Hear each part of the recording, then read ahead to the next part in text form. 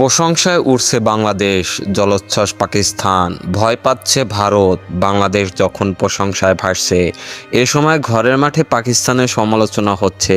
Cricketer থেকে media ব্যক্তিত্ব শান মাসুদ বাবর আজমদের ধুয়ে দিয়েছেন। ভারতীয় গণমাধ্যম তার দলকে সতর্ক করেছে। পাকিস্তানি মিডিয়া যে ভিডিওগুলো প্রকাশ করেছে তা দেখলেই বোঝা যায় গোটা দেশ ক্ষোভে জ্বলছে।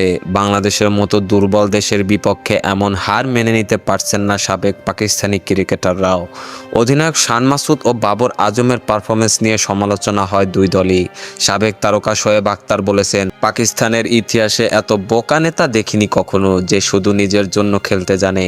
মানুষ এখন আমাদের দল নিয়ে মজা করছে। আরেক সাবেক ক্রিকেটার আহমেদ শেহজাদ বলেছেন, টেস্ট চ্যাম্পিয়নশিপে 8 নম্বরে পাকিস্তান, এমন পারফরমেন্সের লজ্জা হওয়া উচিত।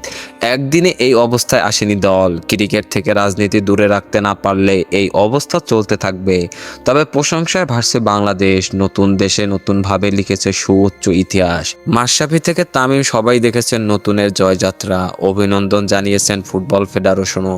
আর আইসিসি বাংলাদেশের সফলতা উদযাপন করেছেন তাদের ফেসবুক পেজের কভার ফটো পরিবর্তন করে। এখানেই শেষ নয়, ভারতীয় গণমাধ্যম নিজ দলকে সাবধান করে শিরোনাম করেছে। খেলাধুলার সকল আপডেট পেতে আমাদের ইউটিউব চ্যানেলটি সাবস্ক্রাইব এবং ফেসবুক পেজটি ফলো দিয়ে লাইক, কমেন্ট, শেয়ার করে আমাদের সাথে যুক্ত থাকুন। ধন্যবাদ।